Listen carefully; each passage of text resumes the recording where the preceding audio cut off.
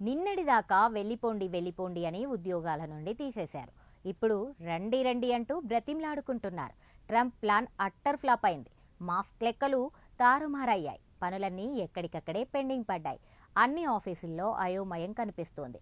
దీంతో మళ్ళీ అందరి కాళ్ళు గడ్డాలు పట్టుకొని జాబ్లో జాయిన్ అవ్వమంటున్నారు. ట్రంప్ అధ్యక్షుడు కాగానే అమెరికన్ల సొమ్మంతా వృధా అవుతోందంటూ అనేక కొత్త నిర్ణయాలు తీసుకున్నాడు. అనేక దేశాలకు ఇచ్చే ఎయిడ్ ఆపేశాడు. WHO లాంటి సంస్థలకు నిధులు కట్ చేశాడు. అలాగే సొంత ప్రభుత్వంలోనే ఇన్ని వేల మంది ఉద్యోగులు ఎందుకు అని అందరినీ పీకి పారేయండి అని ఆర్డర్ వేశాడు. ఈ పని చేయడానికి ఎలన్ మస్క్ నేతృత్వంలో డిపార్ట్మెంట్ ఆఫ్ గవర్నమెంట్ ఎఫిషియన్సీ అనే టీం ఏర్పాటు చేశాడు. డోస్ తీసుకున్న నిర్ణయాలు ఇప్పుడు రివర్స్ అవుతున్నాయి. ఇప్పుడు ఆఫీసుల్లో ఉద్యోగులు లేకపోవడంతో పనులు జరగడం లేదు. విధుల్లో కన్ఫ్యూజన్తో పాటు ఖర్చులు పెరిగాయి. అందుకే తీసేసిన ఉద్యోగులు మళ్లీ విధుల్లోకి వస్తే వెంటనే ఉద్యోగం ఇవ్వాలని మెమో ఇచ్చారు. ఫెడరల్ గవర్నమెంట్ కాస్ట్ కట్టింగ్లో ఉద్యోగాలు కోల్పోయిన వారిని మళ్లీ పిలుస్తున్నారు.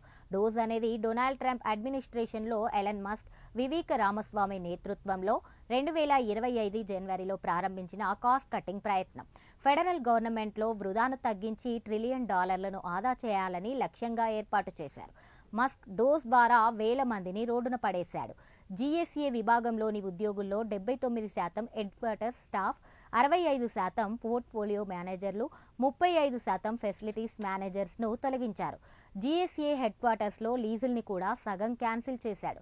ఇదంతా చేశాక ఎక్కడ పనులు అక్కడే పెండింగ్లో కనిపించడంతో మళ్లీ కథ మొదటికొచ్చింది. డోస్ పేరుతో ఖర్చులు తగ్గించుకోవడానికి తీసేసిన ఉద్యోగుల్ని మళ్లీ విధుల్లోకి తీసుకుంటున్నారు. తీసేసిన ఉద్యోగులందరినీ మళ్లీ బ్రతిమ్లాడుకుంటున్నారు. IRS labour department national park సర్వీస్లో కూడా రీహైరింగ్ జరుగుతోంది. చాలా మందికి ఈమెయిల్స్ పంపారు. మాజీ ఉద్యోగులు వీకెండ్ లోపు ఉద్యోగంలో చేరడానికి యాక్సెప్ట్ లేదా డిక్లైన్ చేస్తూ రిప్లై ఇవ్వాలి. ఒకవేళ ఉద్యోగంలో చేరాలనుకుంటే అక్టోబర్ 6 నుంచి రిపోర్ట్ చేయాలి. ఉద్యోగంలో ఈ 6-7 నెలల కాలానికి కూడా ఫుల్ శాలరీ పే చేయనున్నారు. అమెరికాలో డోస్ తీరుపై చాలా వ్యతిరేకత వచ్చింది. దేశవ్యాప్తంగా నిరసనలు కూడా జరిగాయి. ఇంతలో ట్రంప్, మస్క్ మధ్య సంబంధాలు చెడిపోయాయి. దీంతో మస్క్ మే 2025లో డోస్ నుంచి వెళ్లిపోయారు.